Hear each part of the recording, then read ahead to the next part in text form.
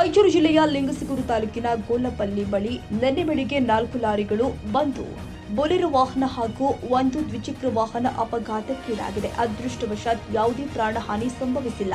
ರಸ್ತೆ ಸಂಪೂರ್ಣ ಬಂದ್ ಆಗಿದ್ದು, ಬೆಂಗಳೂರು ಕಡೆಯಿಂದ ಕಲಬುರಗಿ, ಬೀದರ್ ಕಡೆಗೆ ಹೊರಡುವ ಸಾರಿಗೆ ಬಸ್ಗಳು, ಸರಕು ಸಾಗಾಣಿಕೆ ವಾಹನಗಳು ಸೇರಿ ದ್ವಿಚಕ್ರ ವಾಹನಗಳ ಹೊರತುಪಡಿಸಿ ಎಲ್ಲ ವಾಹನಗಳು ಗುರುಗುಂಟ, ಗೌಡೂರು, ಯಲಗಟ್ಟ, ಜಾಲಹಳ್ಳಿ, ತಿಂತಳಿ ಬ್ರಿಡ್ಜ್ ಮಾರ್ಗವಾಗಿ ಸುತ್ತುವರಿದು ಸಂಚರಿಸ್ತಾ ಇದೆ. ಸ್ಥಳಕ್ಕೆ ಹಟ್ಟಿ ಚಿನ್ನದ ಗಣಿ ಪೊಲೀಸರು ಭೇಟಿ ಕೊಟ್ಟು ಪರಿಶೀಲನೆ ನಡೆಸ್ತಾ ಇದ್ದಾರೆ.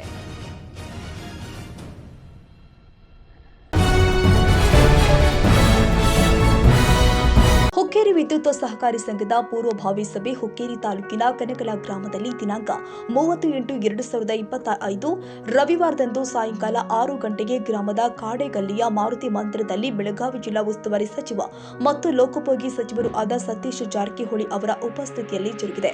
ಕಾರ್ಯಕ್ರಮದ ಪ್ರಾರಂಭದಲ್ಲಿ ಸಚಿವ ಸತೀಶ್ ಜಾರಕಿಹೊಳಿ ಅವರು ಆಗಮಿಸ್ತಾ ಇದ್ದಂತೆಯೇ ಗ್ರಾಮಸ್ಥರು ಸಾಂಪ್ರದಾಯಿಕ ವಾದ್ಯವಾದ ಹಲಗೆ ಬಾರಿಸುವ ಮೂಲಕ ಸಚಿವರಿಗೆ ಅದ್ದೂರಿ ಸ್ವಾಗತ ಮಾಡಲಾಗಿದೆ.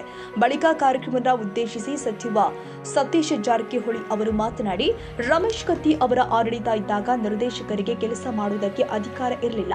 ಒಂದು ಟಿಸಿ ಬೇಕಾದ್ರೆ ಜಿಲ್ಲಾ ಪಂಚಾಯತ್ ಮಾಡಿಕೊಂಡು ರಮೇಶ್ ಕತ್ತಿ ಅವರ ಬಾಗಿವಾಡಿ ಗ್ರಾಮಕ್ಕೆ ಹೋಗಬೇಕಾಗಿತ್ತು. ಅಲ್ಲಿ ಹೋದ್ರೂ ಕೂಡ ಕೌಲ ಈಗ ಕೊಡುತ್ತೆ, ಆಮೇಲೆ ಕೊಡುತ್ತೆ ಅಂತ ಕಾಯ್ಬೇಕಾಗ್ತಾ ಇತ್ತು ಅಂತ ನೇರವಾಗಿ ರಮೇಶ್ ಕತ್ತಿ ಅವರಿಗೆ ಕೌಂಟರ್ ಕೊಟ್ಟಿದ್ದಾರೆ.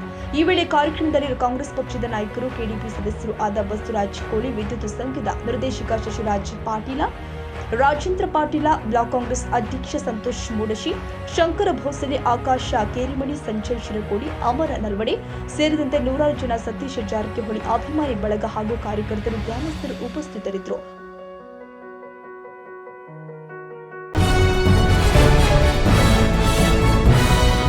5 ಗ್ಯಾರಂಟಿಗಳಲ್ಲಿ ಕೇವಲ 3 ಮಾತ್ರ ಕೊಡ್ತಾ ಇದ್ದಾರೆ. ವಿದ್ಯುತ್ ಗೃಹಲಕ್ಷ್ಮಿ ಶಕ್ತಿ ಯೋಜನೆ ಅಡಿಯಲ್ಲಿ ಬಸ್ ಫ್ರೀ, ಅದರಲ್ಲೂ ಬಸ್ ಸರಿಯಾಗಿ ಓಡಾಡ್ತಾ ಇಲ್ಲ, ವಿದ್ಯುತ್ ಕೂಡ ಸರಿಯಾಗಿ ಕೊಡ್ತಾ ಇಲ್ಲ. ಇದು ಇವರ ಗ್ಯಾರಂಟಿ. ಸಿದ್ದರಾಮಯ್ಯಗೆ ನಾಚಿಕೆ ಆಗಬೇಕು, ರಾಜ್ಯ ಸರ್ಕಾರ ದಿವಾಳಿ ಆಗಿದೆ ಅಂತ ಕೇಂದ್ರ ಸಚಿವ ಪ್ರಹ್ಲಾದ್ ಜೋಶಿ ಅವರು ಕಿಡಿಕಾರಿದ್ದಾರೆ. ಹುಬ್ಬಳ್ಳಿಯಲ್ಲಿ ಮಾತನಾಡಿದ್ರು, ಇವರು ಅನ್ನಭಾಗ್ಯ ಕೂಡ ಕೊಡ್ತಾ ಇಲ್ಲ, ಸರ್ಕಾರಕ್ಕೆ ಮಾನ ಮರ್ಯಾದೆ ಇಲ್ಲ, ಅಕ್ಕಿ ಕೂಡ ನಾವೇ ಕೊಡ್ತಾ ಇದ್ದೀವಿ, ಇದನ್ನ ಅನ್ನಭಾಗ್ಯ ಎನ್ನುತ್ತಾರೆ. ರಾಜ್ಯ ಸರ್ಕಾರಕ್ಕೆ ನಾಚಿಕೆ ಆಗಬೇಕು. ಸಿಎಂ ಸಿದ್ದರಾಮಯ್ಯ ರಾಜ್ಯ ಸರ್ಕಾರ ದಿವಾಳಿ ಆಗಿದೆ. ಆರ್ಟಿಒ, ಕಂದಾಯ, ಸಬ್ ರಿಜಿಸ್ಟರ್ ಕಚೇರಿ ಸೇರಿ ಮುಂತಾದ ಕಡೆಯಲ್ಲಿ ಭ್ರಷ್ಟಾಚಾರ ತಾಂಡವಾಡ್ತಾ ಇದೆ ಅಂತ ಗರಂ ಆಗಿದ್ದಾರೆ.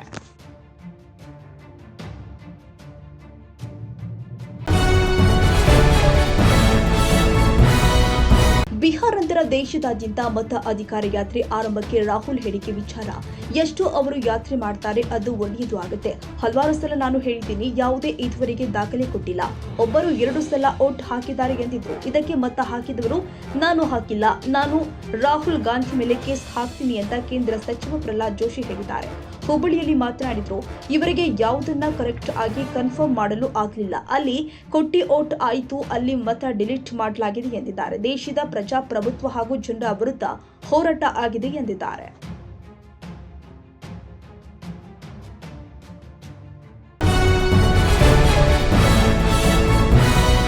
ಚಾಮರಾಜನಗರ ಜಿಲ್ಲೆಯ ಕೊಳ್ಳೇಗಾಲದಲ್ಲಿ 30 ವರ್ಷಗಳಿಂದ ಕೇವಲ ವೇಸ್ಟ್ ಆಯಿಲ್ ಕುಡಿದು ಬದುಕಿರುವ ವ್ಯಕ್ತಿಯೊಬ್ಬರು ಪತ್ತೆಯಾಗಿದ್ದು, ಈತ ಕುಮಾರ್ ಅಂತ ಹೇಳಲಾಗ್ತಾ ಇದೆ. ಹಣ್ಣಿನ ರಸದಂತೆ ಘಟಘಟನೆ ವೇಸ್ಟ್ ಆಯಿಲ್ ಕುಡಿಯುವ ಈತ ಮೈಸೂರು ಮೂಲದವ ಅಂತ ಹೇಳಲಾಗ್ತಾ ಇದೆ. ಈತನಿಗೆ ವೇಸ್ಟ್ ಆಯಿಲ್ ಭೂತಿ ಭೋಜನವಾಗಿದೆ. ಕಳೆದ 30 ವರ್ಷಗಳಿಂದ ಆಯಿಲ್ ಸೇವನೆ ಮಾಡಿ ಜೀವಿಸ್ತಾ ಇರುವ ಕುಮಾರ್ ಅಯ್ಯಪ್ಪನ ಭಕ್ತರಾಗಿದ್ದಾರೆ. ಮೈಸೂರಿನಿಂದ ಕೊಳ್ಳೇಗಾಲ ಮಾರ್ಗವಾಗಿ ಶಬರಿಮಲೆಗೆ ತೆರಳುವ ವೇಳೆ ಕಾಣಸಿಕ್ಕಿರುವ ಇವರು ವೇಸ್ಟ್ ಆಯಿಲ್ ಸೇವಿಸಿ ಎಲ್ಲರೂ ಬೆರಗಾಗುವಂತೆ ಮಾಡಿದ್ದಾರೆ.